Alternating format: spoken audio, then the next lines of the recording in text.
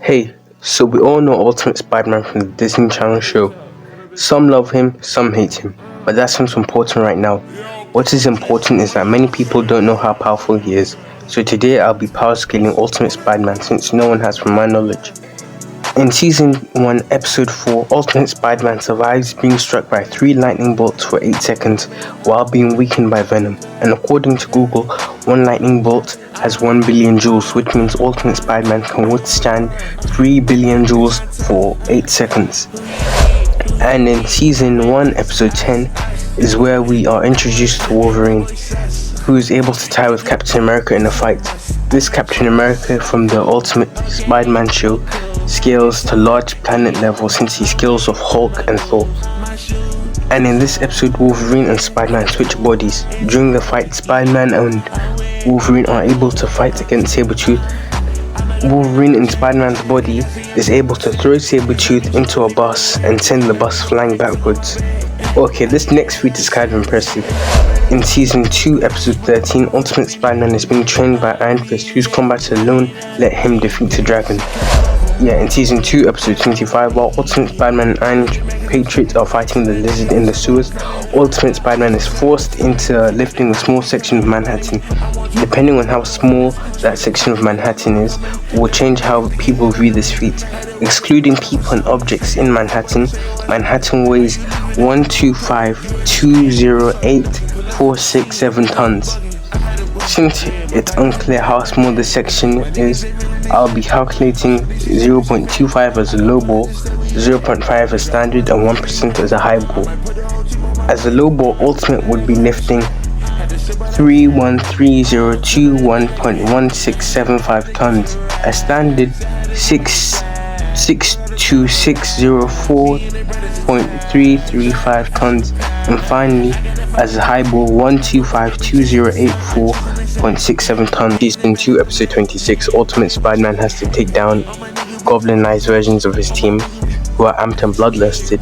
This is impressive because he's able to dodge attacks from Nova, who we've seen is faster than Electro. Later versions of his team are able to fight the Avengers. This doesn't include Hulk or Thor, which takes place in Season 3, Episode 2-3. During this episode, Ultimate Spider-Man can take hits from Loki's staff, run away from the Avengers, survive being backhanded by Doc Ock, who's wearing Asgardian armor. The same attack was almost able to kill Thor. And then he finally holds 2 train carriages while he's mid-fight with the Avengers. Not to mention that he's able to dodge Iron Man's repulsor blasts, which are 90% the speed of light. Okay, Season 3, Episode 13 takes Ultimate throughout the multiverse.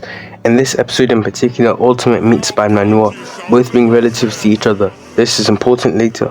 In Season 3, Episode 17, Ultimate fights and takes hits from an enraged Rhino who is able to tie with the Hulk in a fight, who I might add scales to large planet level.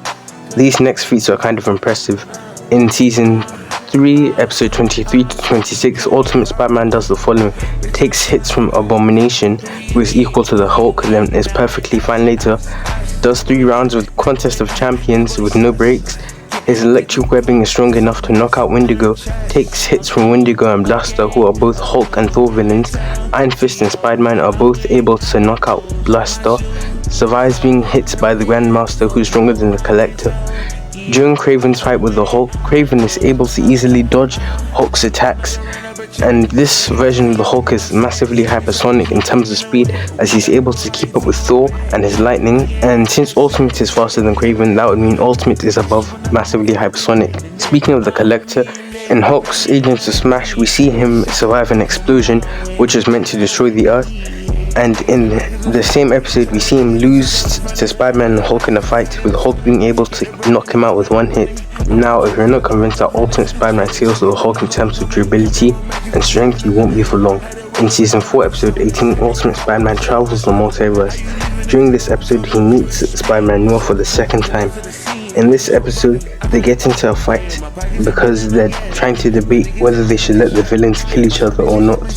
During the beginning of the fight, Ultimate Spider-Man is getting overpowered, but by the end of the fight, he's overpowering Spider-Man Noir. You might be asking, why is this important? It's important because Spider-Man Noir was able to tie with his version of the Hulk in a fight. And since his version of the Hulk is able to lift a collapsing building, I'd say it's fair enough to say that he scales somewhat relative to the main Hulk, since he was able to do the same thing.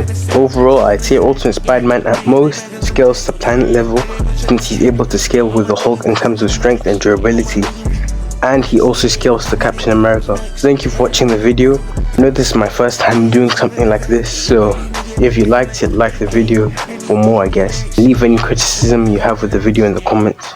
Thank you for watching.